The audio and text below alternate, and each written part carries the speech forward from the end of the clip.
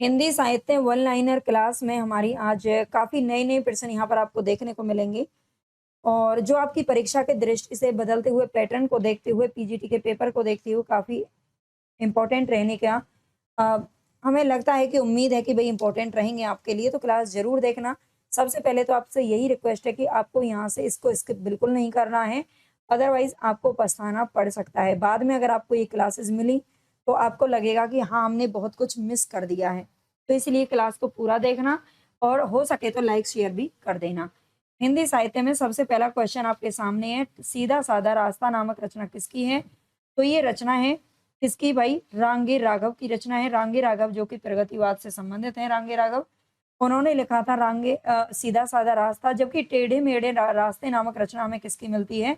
तो ये भगवती चरण वर्मा की मिलती है, ठीक है? भगवती चरण वर्मा की जो टेढ़े-मेढ़े रास्ते रचना है, उसी के उत्तर में उन्होंने सीधा-साधा रास्ता लिखा था। और वैसे ही आनंद मठ जो रचना है, आनंद मठ के उत्तर में इन्होंने विषाद मठ भी लिखा था। आगे हमारा क्वेश्चन है, हिंदी साहित्य में आधुनिक काल नाम सर्वप्रथम किसने दिया था? तो आधुनिक काल नाम जो सबसे पहले दिया था वो आचार्य रामचंद्र शुक्ल जी ने दिया था।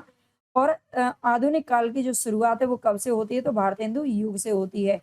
नेक्स्ट क्वेश्चन है हमारे यहाँ पर, आखिरी दांव, चाणक्य, प्रश्न और मरीचिका, ये सभी उपन्यास किसके द्वारा लिखे गए हैं? तो ये भगवती चरण वर्मा जी के उपन्यास हैं। याद रखना है, आखिरी दांव, चाणक्य, प्रश्न और मरीचिका, ठीक है? काफ़ी सारे क्वेश्चन आपको नए देखने को मिलेंगे, साथ में विधा आपको बता दी है। नेक्स्ट है हमारा क्वेश्चन, रेनेसा। रेनेसा का अर्थ है नवजागरण या पुनर्जागरण। इस शब्द का प्रयोग सबसे पहले किसने किया था? रेनेसा का अर्थ है नवजागरण या पुनर्जागरण, हमारे हिंदी में बोलते हैं, लेकिन रेनेसा शब्द का प्रयोग सबसे पहले करने वाले हैं फ्रांसीसी इतिहासकार मिसे सेठ। नेक्स्ट क्वेश्चन पर हम चलते हैं। तो यहाँ पर हमारे देखो एक-एक क्वेश्चन में ही आपको कई-कई रचनाएँ देखने को मिल रही हैं, ताकि आपका समय भी बचे और रिवीजन भी ज़्यादा से ज़्यादा हो जाए, ठीक है? तो रक्त चंदन, मनोकामिनी, मिट्टी और फूल, प्यासा निर्झर आदि काव्य संग्रह किसके हैं? तो ये नरेंद्र शर्मा जी के हैं। रक्त चंदन, मनोकामिनी, मिट्टी और फूल, प्यासा निर्झर, ये सभी काव्य संग्रह हैं, आपको याद रखना है। नेक्स्ट हमारा क्वेश्चन, डॉक्टर रामविलास शर्मा ने आधुनिक काल को क्या नाम दिया है?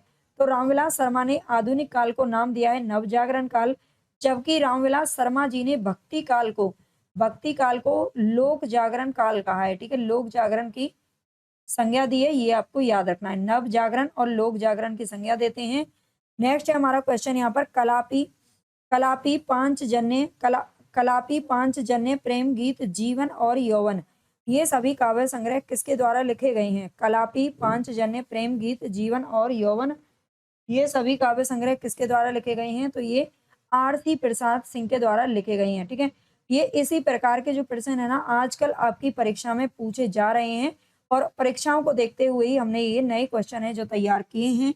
और 5000 प्रश्नों की पीडीएफ अगर आपको लेनी है तो वो आपको एप्लीकेशन से जाकर के मिल जाएगी केवल 99 रुपए में, ठीक है? बाकी की पीडीएफ पूरे हिंदी साहित्य की हमारी टेलीग्राम चैनल पर भी मिल जाएगी, जो कि अगर आपने एक बार पढ़ ली है ना, तो सफलता आपसे दूर नहीं रह सकती। पुनर्जागरण दो जातीय संस्कृतियों की टकराहट से उत्पन्न रचनात्मक ऊर्जा है, ये कथन किसका है? तो यहाँ पर हमारा सही आंसर हो जाएगा डॉक्टर राम स्वरूप चतुर्वेदी। पुनर्जागरण की बात करते हैं तो ये दो जातीय संस्कृतियों की टकराहट से उत्पन्न रचनात्मक ऊर्जा, इसे बताया है। आगे रामविलास शर्मा हिंदी नवजागरण और उसके साहित्य की विशेषताओं का सशक्त, स्वतंत्र और प्रामाणिक विवेचन करने वाले पहले व्यक्ति हैं, ये कथन किसका है? तो ये डॉक्टर मैनेजर पांडे का कथन है, ठीक है? रामविलास शर्मा को क्या कहा इन्होंने कि हिंदी नवजागरण और उसके साहित्य की विशेषताओं का सशक्त, स्वतंत्र और प्रामाणिक विवेचन करने वाले पहले व्यक्ति हैं doctor manager Pandey ji. Time हो गया जो ट्यूशन जैसा।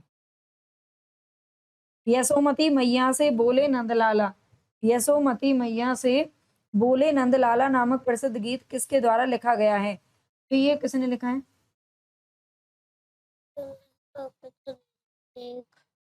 यस बोल दो, जल्दी बना दो। यशोमती मैया से बोले नंदलाला, ये प्रसिद्ध गीत किसके द्वारा लिखा गया है? तो यहाँ पर हमारा सही आंसर हो जाएगा नरेंद्र शर्मा, जो कि महाभारत से प्रेरणा लेकर के लिखा गया है, ठीक है? नरेंद्र शर्मा ने ये गीत तो आपने बहुत बार सुना ही होगा, यशोमती मैया से बोले नंदलाला, ये गीत किसके द्वारा लिखा गया है? तो नरेंद्र शर्मा के द्वारा लिखा गया है। नेक्स्ट हमारा क्वेश्चन है, हिंदी में आधुनिकता और पुनर्जागरण के प्रवर्तक किसे माना जाता है? तो हिंदी में आधुनिकता और पुनर्जागरण के प्रवर्तक भारतेंदु जी को माना जाता है। मिस्र बंधुओं ने भारतेंदु काल को क्या नाम दिया है? तो वर्तमान काल नाम दिया है। इनकी मैंने अलग से भी एक वीडियो करवाई गई हुई है। भारतेंदु काल हो, चाहे वो द्विवेदी युग हो, चाहे वो भक्ति काल हो, रीति काल हो, सबके नामों को क्या-क्या नाम दिया गया है वो हम सब पहले पढ़ चुके हैं, ठीक है? भारतेंदु हरिश्चंद्र उर्दू में किस नाम से रचनाएँ लिखा करते थे? तो भारतेंदु हरिश्चंद्र आप जानते हैं ये उर्दू में भी पहले हमारे जो लेखक थे उस समय उर्दू राजभाषा राजभाषा का अदालत की भाषा का दर्जा प्राप्त था उर्दू को भी, और ये रसा उपनाम से रचनाएँ किया करते थे, ठीक है? रसा उपनाम से करते थे। और आगे अगर हम बात करें तो उड़ जाएँगे। ये आपको याद रखना है, उस समय मुंशी जैसे मुंशी प्रेमचंद का पूछा जाता है, बद्री नारायण प्रेमगन का पूछा जाता है। बहुत सारे लोग हैं जो उर्दू में रचनाएँ किया करते थे, ठीक है? तो ये भी आपको याद रखना है। भारतेंदु हरिश्चंद्र के काव्य गुरु कौन थे? यहाँ पर आपसे पूछ रहा है भारतेंदु हरिश्चंद्र के गुरु कौन थे? तो ये शिव प्रसाद सितारे हिंद हैं। शिव प्रसाद सितारे हिंद का नाम आता है। भारतेंदु हरिश्चंद्र के प्रमुख काव्य संग्रह में कौन आते हैं? तो इसमें प्रमुख काव्य संग्रह, एक मिनट मेरा ध्यान बट रहा तू। भारतेंदु हरिश्चंद्र के प्रमुख काव्य संग्रह कौन से हैं?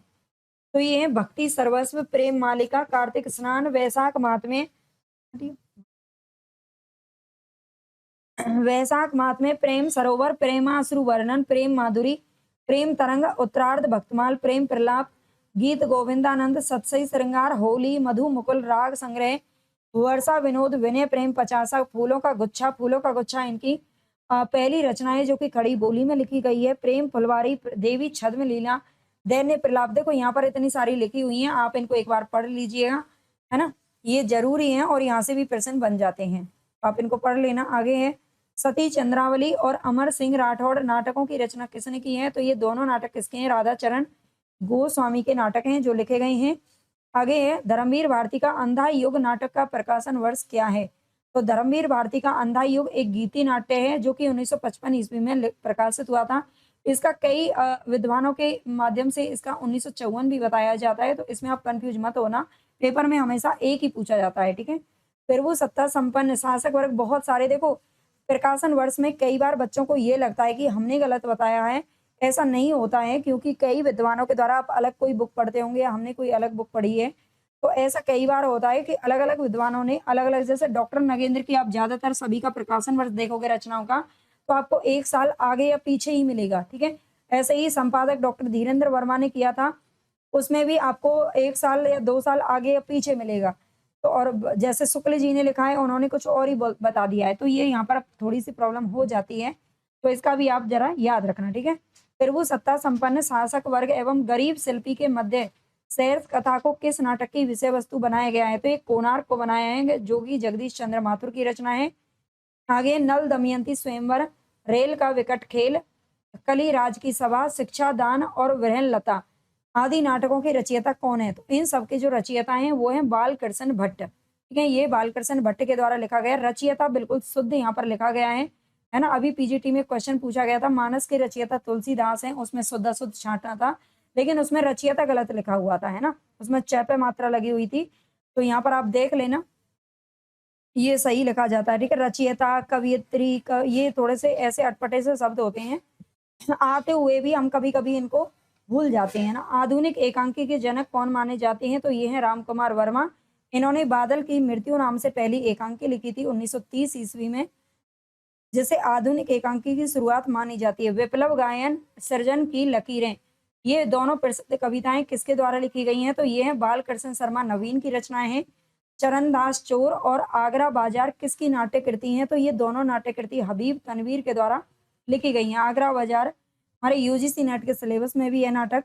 छाया नामक एकांकी के लेखक कौन है? छाया नामक जो रचना है वो आप जानते हैं जयशंकर प्रसाद की है, लेकिन छाया नामक जो एकांकी है वो सुदर्शन के द्वारा लिखी गई है। आगे महाराणा प्रताप, महारानी पद्मावती, धर्मालाप, दुखिनी बाला आदि नाटकों के रचनाकार कौन है? तो ये राधा कृष्ण दास। ये सभी जो नाटक हैं वो किसने लिखे हैं? तो राधा कृष्ण दास ने लिखे हैं। भारतेंदु ने अपने किस नाटक को नाट्य रासक व लास्य रूपक कहा है? तो ये भारत दुर्दशा को कहा है, जिसका प्रकाशन हुआ था 1880 ईस्वी में, और ये पहला राजनीतिक नाटक भी माना गया है, ये ध्यान रखना।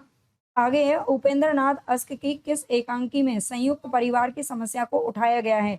तो उपेंद्र नाथ की कौन सी एकांकी जिसमें संयुक्त परिवार की समस्या उठाई गई है, तो ये सूखी डाली है। ठीक है, सूखी डाली याद रख लेना, सूखी डाली।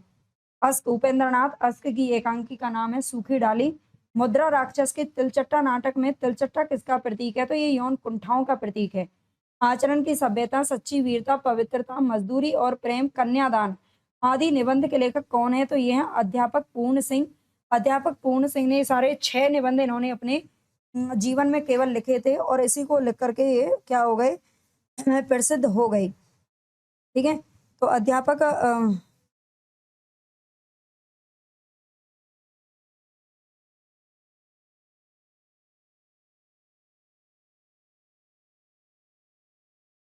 आगे देखते हैं, प्रेम एवं मस्ती परक काव्य का अग्रदूत किसे माना जाता है।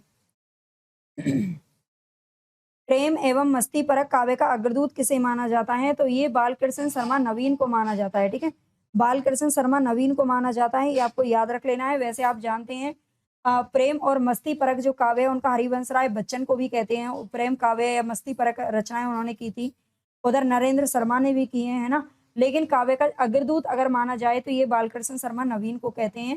कैदी की पत्नी, विद्यापति, पतितों के देश में, चिता के फूल, लाल तारा और मील के पत्थर, ये सभी रचनाएं किसकी हैं, तो ये रामवृक्ष बेनीपुरी की रचनाएं हैं। ठीक है, कैदी की पत्नी, विद्यापति, विद्यापति नाम से भी इन्होंने रचना लिखी है। नेक्स्ट है हमारा क्वेश्चन, रामवृक्ष बेनीपुरी द्वारा लिखित गेहूं बनाम गुलाब में गुलाब किसका प्रतीक है, तो ये पूंजीवाद का प्रतीक है। ठीक है, ये किसका है, पूंजीवाद का। रामवृक्ष बेनीपुरी, एक मिनट, ये वाला पूंजीवाद का प्रतीक बिल्कुल नहीं है ना। गेहूं बनाम गुलाब में ये कला और संस्कृति का प्रतीक है। ठीक है, कला एवं संस्कृति का प्रतीक है। ये थोड़ा सा यहाँ पर गलत हो गया है। ठीक है, ये कला और संस्कृति का प्रतीक है, इसको याद रख लेना। गेहूं बनाम गुलाब में रामवृक्ष बेनीपुरी के द्वारा ये लिखा गया है। आगे है सेनानी का स्वागत, मातृ मंदिर, असहयोग, ये सभी राष्ट्रीय कविताएं लिखी गई हैं सुभद्रा कुमारी चौहान के द्वारा, जो कि राष्ट्रीय कवित्री थी, राष्ट्रीय परक रचनाएं किया करती थी। अपराजिता के लेखक कौन है, तो ये है रामेश्वर शुक्ल अंचल जी। किन 3 ग्रंथों को हालावाद का धर्म ग्रंथ माना जाता है, तो मधुशाला, मधुबाला और मधु कलश को धर्म ग्रंथ माना जाता है हालावाद का। आग और राग का कवि किसे कहते हैं, तो ये रामधारी सिंह दिनकर को कहते हैं आग और राग का कवि। अरुण यह मधुमेह देश हमारा गीत प्रसाद जी के किस कृति में है, तो ये चंद्रगुप्त में है, जो कि 1931 में लिखा गया। नाटक में अभिनय कितने प्रकार के होते हैं, तो 4 प्रकार, आंगिक, वाचिक, आहार्य और सात्विक। ठीक है, अभिनय 4 प्रकार का होता है। शकुंतला की अंगूठी के नाटककार कौन है, तो ये है सुरेंद्र वर्मा जी। श्याम नारायण पांडे को किस रचना के लिए द्विवेदी पुरस्कार प्रदान किया गया था। श्याम नारायण पांडे की 5 रचनाओं को, जो इनके महाकाव्य हैं, वो मैंने पिछली क्लास में करवाए थे। अगर आप रेगुलर हमारी क्लास देखते हैं तो आपको पता होगा। अगर आप नए जुड़े हैं तो चैनल को सब्सक्राइब जरूर कर लीजिए। हिंदी साहित्य को फ्री ऑफ कॉस्ट पूरा हमने बहुत ही बेहतरीन तरीके से यूट्यूब पर करवाया हुआ है, प्लेलिस्ट बनी हुई है। अगर आप टीजीटी को वाकई में निकालना चाहते हैं तो उन सारे नोट्स को या उन सारी क्लासेस को आप देख डालिए। जितना ज़्यादा आपने अगर 1-2 बार रिवीजन कर लिया ना, तो आप वाकई में ही सिलेक्शन ले सकते हो, है ना। आगे है श्याम नारायण पांडे को किस रचना के लिए, तो जौहर महाकाव्य के लिए मिला। ये इनका दूसरा महाकाव्य था, पहला था हल्दी घाटी जिसमें 17 सर्ग हैं, और जौहर महाकाव्य में 21 चिंगारियां हैं। ठीक है, याद रखना। प्रेमचंद की कौन सी कृति है जो अंग्रेजों द्वारा जब्त कर ली गई थी, तो इजी क्वेश्चन है। सोजे वतन है, 1908 में किया गया था। इसमें 5 कहानियों का संकलन है, जो कि हम बता चुके हैं। मन रे परसी हरि के चरण, सुभग शीतल कमल कोमल त्रिविध ज्वाला हरण, ये पंक्तियां किसके द्वारा लिखी गई हैं, तो ये मीराबाई की पंक्तियां हैं, याद रखना।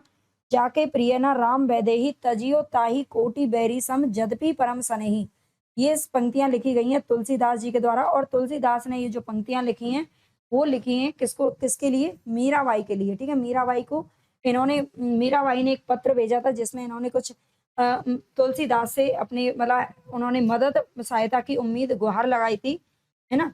और तब इन्होंने ये, तुलसीदास ने ये वाली जो पंक्तियां वो लिख करके भेजी थी।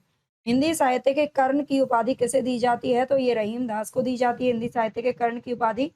हिंदी में आधुनिक जीवन बोध के प्रवर्तक भारतेंदु हरिश्चंद्र का जन्म कब हुआ था, तो ये 1850 ईस्वी में हुआ था। हिंदी में आधुनिक जीवन बोध के प्रवर्तक कौन है, तो ये भारतेंदु हरिश्चंद्र है। रामचंद्र शुक्ल ने आधुनिक काल के कितने खंड बताए हैं? तो ये 2 खंड बताए हैं, काव्य खंड और गद्य खंड। काव्य खंड और गद्य खंड बताए हैं। आधुनिक काल को नव जागरण की संज्ञा किसने दी है? तो ये डॉक्टर रामविलास शर्मा ने दी है। ठीक है, आधुनिक काल को नव जागरण की संज्ञा देने वाले कौन है? तो डॉक्टर रामविलास शर्मा है। नेक्स्ट है, ये दोबारा आ गया है क्वेश्चन, कोई बात नहीं।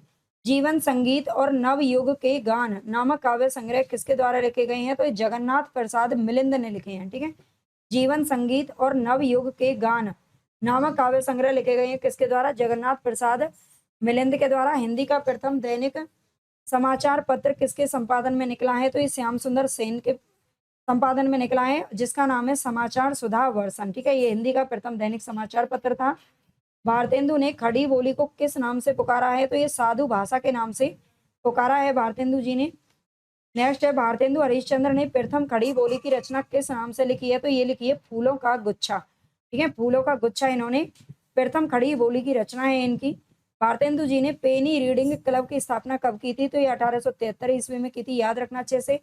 भरत मुनि ने अपभ्रंश को क्या नाम दिया है? तो अपभ्रंश को इन्होंने देश भाषा का नाम दिया है भरत मुनि ने, याद रखने ला। अगर आपको भाषा विज्ञान अच्छे से पढ़ना है तो भाषा विज्ञान भी हम वन लाइनर भी, PYQ और सारे कुछ कंप्लीट करवा चुके हैं, जरूर देख लेना।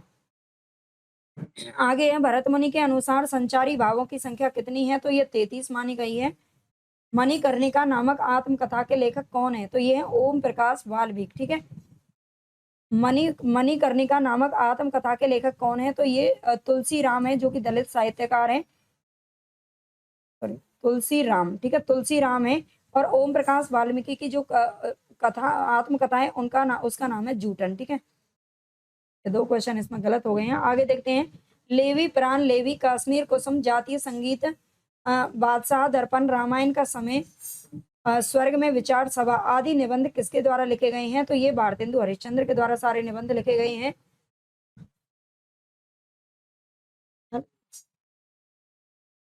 पिंजरे में मैना किसकी आत्मकथा है? तो ये चंद्रकरण सोने रिक्शा की है। ठीक है, पिंजरे में मैना ये किसकी आत्मकथा है? तो ये चंद्रकरण सोने रिक्शा की है, जो कि 2008 ईस्वी में लिखी गई है। ठीक है, ये अच्छे से आपको याद रखना है। टाइम हो गया, 4 बज गए, जल्दी करना। पिंजरे में मैना किसकी है? चंद्रकरण सोने रिक्शा की है। लगता नहीं है दिल मेरा, लगता नहीं है दिल मेरा, ये आत्मकथा किसकी है? 1997 में लिखी गई थी, कृष्णा अग्निहोत्री की। आगे, गालिब छूटी शराब किसके द्वारा लिखी गई आत्मकथाएं? इनकी विधाएं याद रखना। आत्मकथाएं ये रविंद्र कालिया की है।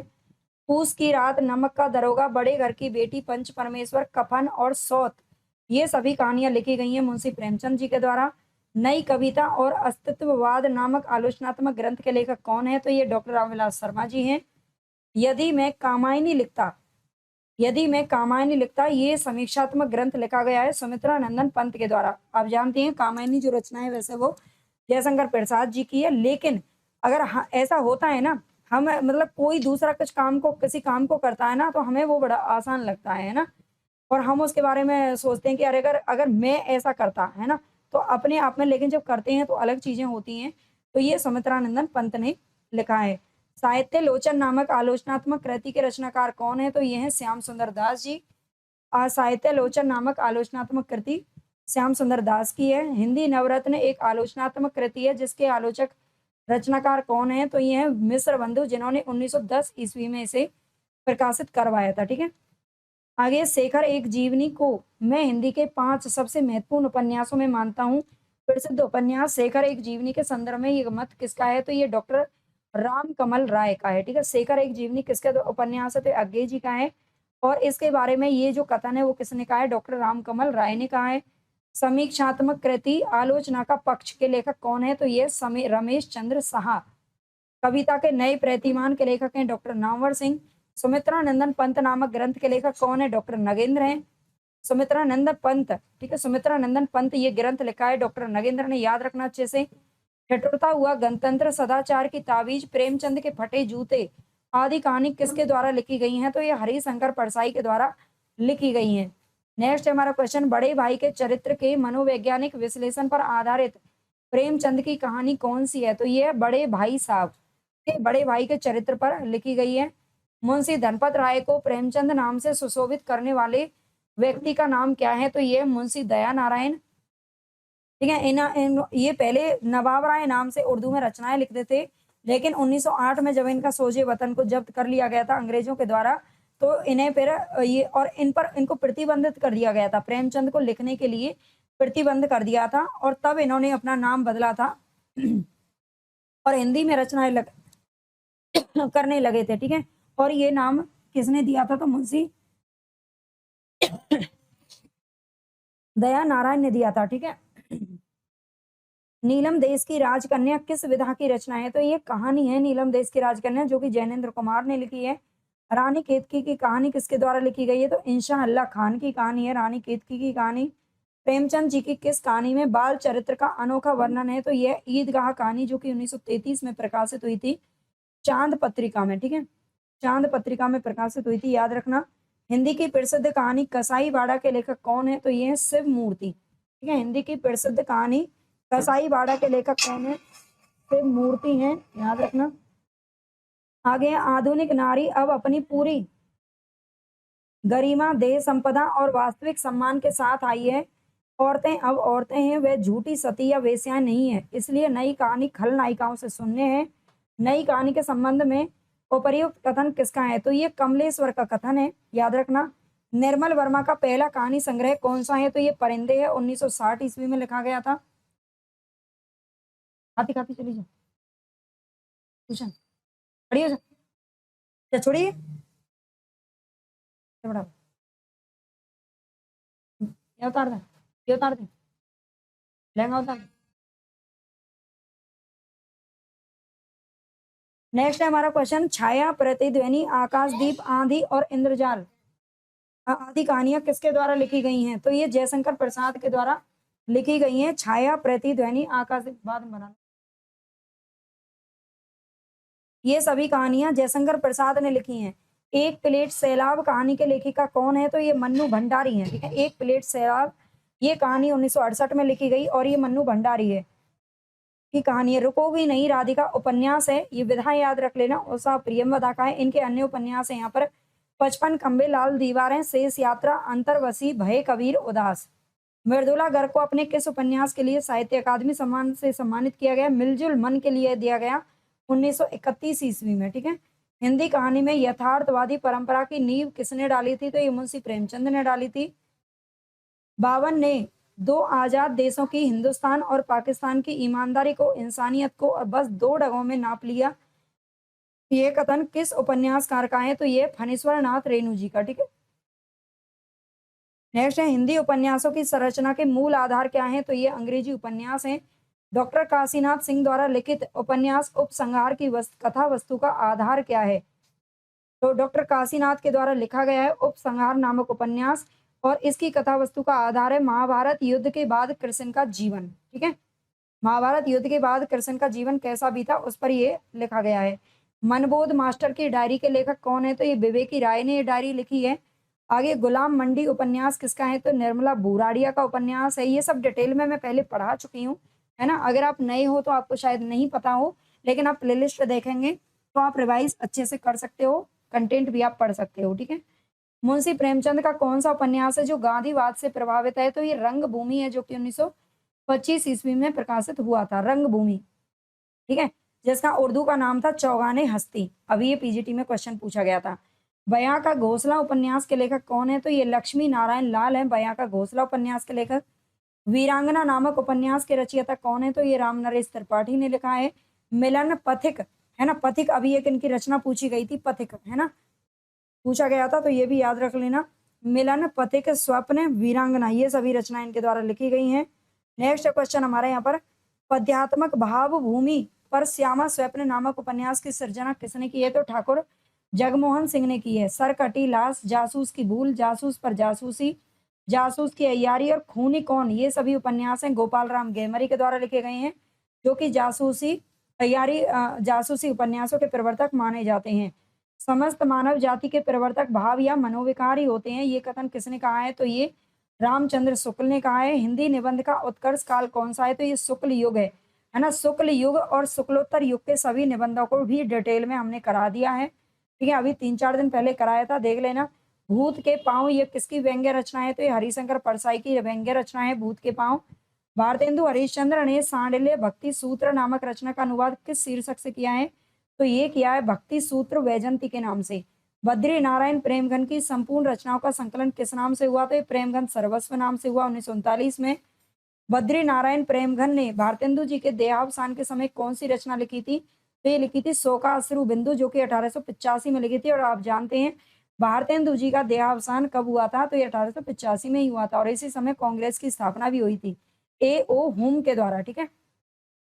प्रेमघन ने मिर्जापुर से किस नाम से मासिक पत्रिका निकाली थी? तो ये आनंद कादम्बिनी नाम से निकाली 1881 ईस्वी में। इन्होंने 2 पत्रिकाएं निकाली थी, नागरी नीरद और कादन आनंद कादम्बिनी, दोनों ही मिर्जापुर से निकाली थी। गया प्रसाद शुक्ल सनेही जी व्यंग्य परक रचनाओं के लिए किस उपनाम से रचनाएं लिखते थे? तो ये तरंगी नाम से लिखते थे, है ना। मैं आपको कई बार बता चुकी हूँ, ये 4 अलग अलग नामों से रचनाएं किया करते थे। सनेही भी इनका उपनाम है, तरंगी, त्रिशूल और अलमस्त। ठीक है, ये आपको चारों याद रखने हैं। जो भरा नहीं है भावों से बहती जिसमें रसधार नहीं, वह हृदय नहीं है पत्थर है जिसमें स्वदेश का प्यार नहीं। ये पंक्तियां किसके द्वारा लिखी गई हैं? तो ये गया प्रसाद शुक्ल सनेही के द्वारा लिखी गई हैं। किसान, शकुंतला, पंचवटी, शक्ति, रंग में भंग, विकट भट्ट, जयद्रथ वध, पृथ्वी पुत्र, द्वापर, झंकार और यशोधरा, ये सभी कृतियां किसके द्वारा लिखी गई हैं? तो ये मैथिली शरण गुप्त के द्वारा लिखी गई हैं। सारी रचनाओं को आपको याद रखना है। मैथिली शरण की कौन सी रचना है जो बौद्ध धर्म से संबंधित है? तो यहाँ पर यशोधरा और अनघ का नाम आता है। यशोधरा 1933, अनघ 1925। अनघ इनका एक गीति नाट्य है। कविता कामिनी कांत, भारतेंदु, प्रगेंदु, साहित्य सुधाकर, ये सभी उपाधियां किसको दी गई हैं? तो ये नाथूराम शर्मा शंकर को दी गई हैं। मलिक मोहम्मद जायसी ने अपने किस ग्रंथ में कयामत का वर्णन किया है? तो ये आखिरी कलाम है और इन्होंने इसमें बाबर की प्रशंसा की है। ठीक है। राधा वल्लभ संप्रदाय के प्रवर्तक कौन है? तो ये हित हरिवंश राय हैं। ठीक है, हित हरिवंश है राधा वल्लभ संप्रदाय के प्रवर्तक। याद रखना, राधा वल्लभ संप्रदाय अलग है और वल्लभाचार्य का नाम इसमें नहीं आता है। ठीक है। अवट्ट में शिक्षा शब्द के लिए कौन सा रूप मिलता है? तो ये शिक्षा रूप मिलता है अवट्ट में शिक्षा शब्द के लिए। आदिकाल को बीज वपन काल नाम किसने दिया है? तो ये महावीर प्रसाद द्विवेदी ने नाम दिया है बीज वपन काल। नेक्स्ट है यहाँ पर कुमारपाल चरित के रचनाकार कौन है? तो ये हेमचंद्र है। अभी पीजीटी में जो क्वेश्चन पूछा गया था उसमें पूछा गया था कुमारपाल प्रतिबोध के रचनाकार कौन है। ठीक है, प्रतिबोध जब आ जाता है तो वहां पर समझ लीजिए वो शालीभद्र सूरी की रचना है और यहाँ पर एक कुमारपाल चरित हेमचंद्र की रचना है। प्रेम सागर के लेखक कौन है? तो ये लल्लू लाल हैं जिन्होंने 1810 में प्रेम सागर लिखा था।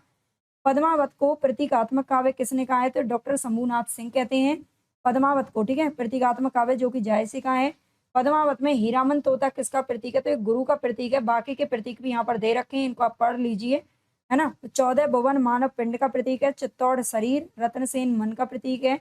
सिंगल दीप हृदय का प्रतीक है और पद्मावती बुद्धि का प्रतीक है। नागमती सांसारिक विलास का प्रतीक है।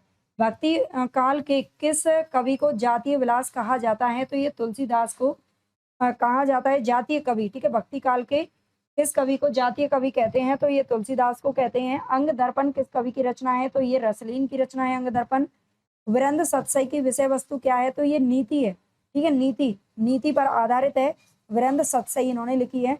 रीति मुक्त कवियों की विशेषता क्या है? तो ये स्वच्छंदतावादी थे। आत्म प्रधान और व्यक्तिपरक, सांकेतिक और व्यंजना प्रधान, कल्पना और असाधारणता की प्रचुरता, भाव प्रधान अधिक, रूप प्रधान कम। ठीक है, ये रीति मुक्त कवियों की विशेषता रही है, जिसमें अभी भी ये भी क्वेश्चन पूछा गया था कि इसमें से कौन सा रीति मुक्त धारा से संबंधित नहीं है।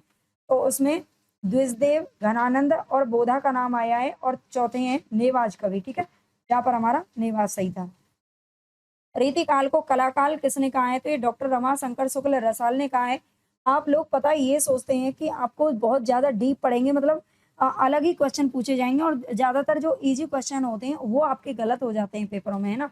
देखो, जो कठिन पर्सन है, जो नए पर्सन आते हैं, उनको तो कोई नहीं जानता, उनको कोई जान भी नहीं सकता, क्योंकि जो एक्सपर्ट जो पेपर सेटर हैं जो बनाते हैं वो किसी को जानने भी नहीं देते। वो उनको बिल्कुल अलग देने की कोशिश करते हैं, बिल्कुल डिफरेंट।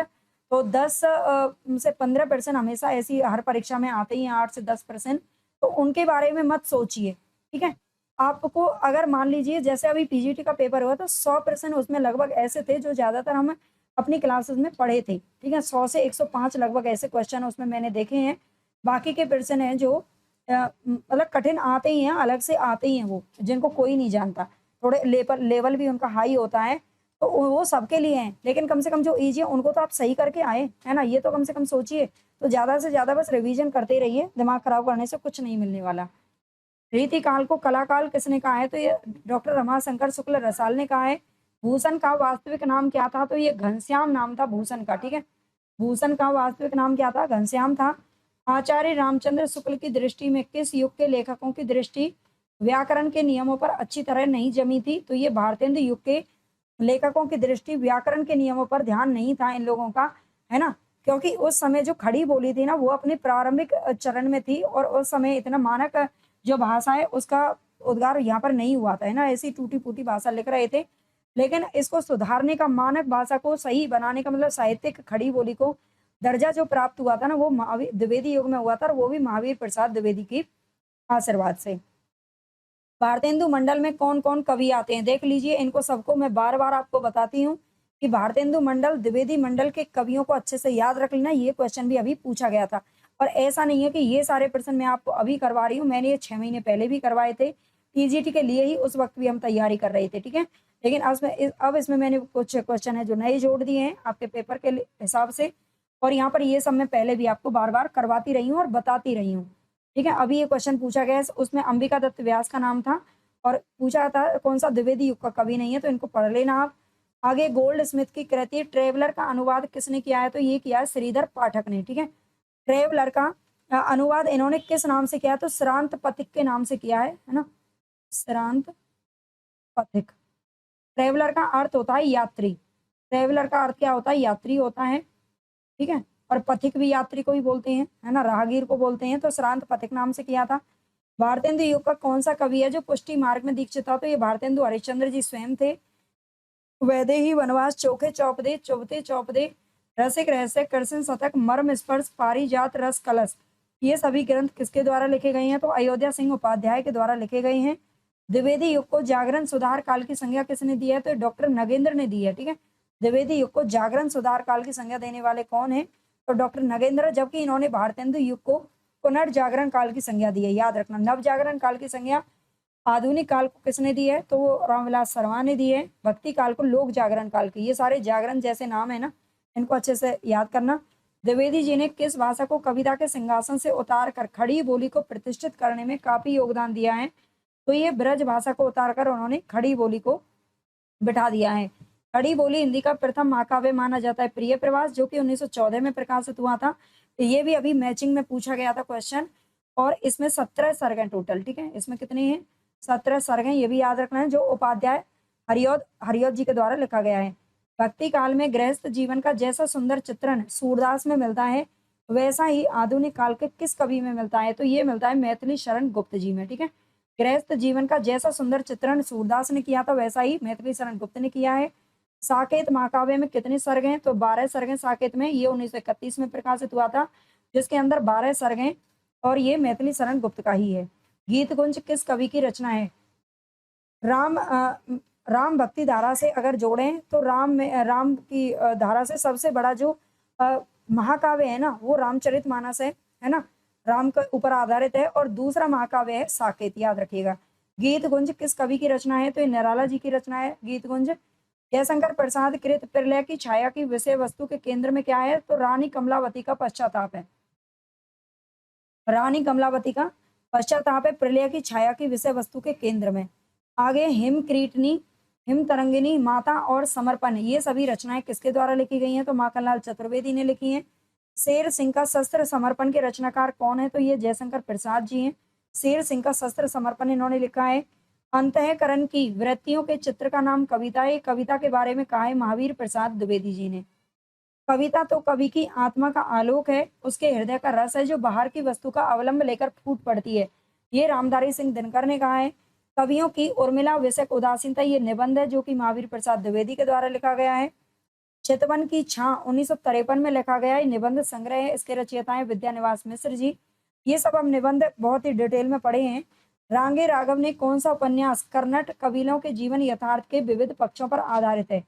रांगे राघव का कौन सा उपन्यास है जो कर्नाटक कबीलों के जीवन यथार्थ के विविध पक्षों पर आधारित है? तो ये कब तक पुकारूं 1957 ईस्वी। फांस उपन्यास के लेखक कौन है? तो ये संजीव ने लिखा है फांस उपन्यास। तर्पण त्रिशूल नामक उपन्यास किसके हैं? तो ये शिव मूर्ति ने लिखे हैं तर्पण और त्रिशूल। इसके बाद शिव मूर्ति नाम से भी इनका एक उपन्यास मिलता है, शिव मूर्ति, ठीक है। अच्छा, वो प्रताप नारायण मिश्र का है ना, और ये शिव मूर्ति लेखक का नाम है भी, ठीक है। सुरंग में सुबह उपन्यास के लेखक कौन है? तो ये मिथिलेश्वर है, ठीक है। सुरंग में सुबह उपन्यास किसका है? तो मिथिलेश्वर का है। औरत की बोली उपन्यास के रचनाकार कौन है? तो ये गीता श्री ने लिखा है औरत की बोली उपन्यास। तीसरी सत्ता उपन्यास किसका है? तो ये गिरिराज किशोर का है। चौखट उपन्यास किसका है? द्रोणवीर कोहली का है। चौगाने हस्ती नामक उर्दू उपन्यास को प्रेमचंद ने हिंदी में किस नाम से लिखा है? तो रंगभूमि नाम से लिखा है, ठीक है। ये देखिए, ये मैं आपको पहले भी करवा चुकी हूँ, फिर दोबारा से करवा देती हूँ। हिंदी रूपांतरण पूछे जाते हैं पेपरों में, ठीक है। असरारे माविद देवस्थान रहस्य के नाम से प्रकाशित हुआ। हम कुरमा व हम सवाब, ये प्रेमा अर्थात दो सखियों का विवाह, इसका हिंदी रूपांतरण है। कृष्णा गबन के नाम से जलवा एसार वरदान, बाजारे हुस्न सेवा सदन, गोसाएं आफियत प्रेमाश्रय और चौगाने हस्ती रंगभूमि के नाम से। नेक्स्ट यहाँ पर दिन भर रोजा रहते हैं रात हनते गाय, यह तो खून में बंदगी कैसे खुशी को दाई, कबीर दास की पंक्ति है। माँ श्वेता बागेश्वरी ब्राह्मी शारदा वीणा पानी भारती इला, ये सभी पर्यायवाची शब्द किसके हैं? तो सरस्वती के हैं। आविर्भाव का विलोम शब्द क्या होगा? तो ये हो जाएगा तिरोभाव, ठीक है। चलो आज मैं इतना ही करवाऊंगी आपको, क्योंकि आगे वाले क्वेश्चन शायद मैं पहले करवा चुकी हूँ, ठीक है, तो दोबारा नहीं करवा रही। ये क्वेश्चन मैंने पहले करवा दिए हैं, तो आज के लिए इतना ही काफ़ी है। इतने क्वेश्चन भी अगर आपको याद हो गए तो बहुत बड़ी बात है ना। बाकी की हमारी क्लासेस लगातार चली रही हैं, आप जुड़ सकते हैं। 5000 प्रश्नों की, वन लाइनर प्रश्नों की, इसी तरह आपको PDF चाहिए, एक एक प्रश्न में कई छुपे हो, तो 99 रुपये से आप जाकर के ले सकते हैं। कहाँ से? एप्लीकेशन से। कमेंट बॉक्स में आपको लिंक मिल जाती है। हिंदी साहित्य के अगर आप नोट्स लेना चाहते हैं, कंप्लीट नोट्स, तो आप ले सकते हैं, अपने घर पर भी मंगवा सकते हैं, और उसकी PDF भी आपको मिल जाती है केवल और केवल। वो आप मुझे व्हाट्सएप पे कर लीजिएगा 8273842391 पर, ठीक है, ये याद रखना।